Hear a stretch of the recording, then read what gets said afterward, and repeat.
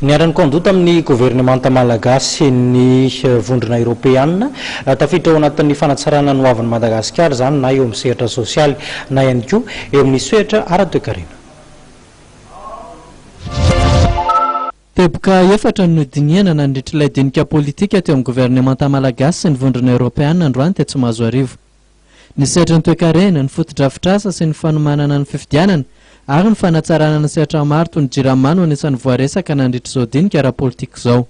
Jerena resaka fampandrosoana sy ny fiaraha-miasa amin'ireo mpiara-monina antoka anivon'ny vondrona européenne zany izay no zavatra natao androany miarahana gouvernemanta miaraka amin'ny vondrona européenne. Ka ny zavatra nydinina androany moa zany be dia be ny zavatra nydinina mazava loatra ny mahakasika ny toe-draharaha ara-ekonomika ara-toekarena eto Madagasikara.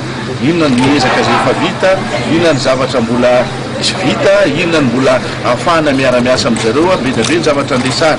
Resaka indrindra mahakasika ny vola enti-manana izay entiny vondrona Union Européenne na vondrona Européenne entina anampinatsika zany mahakasika ny fotodrafitrasa maro isan-karazany eto Madagasikara andesana zany.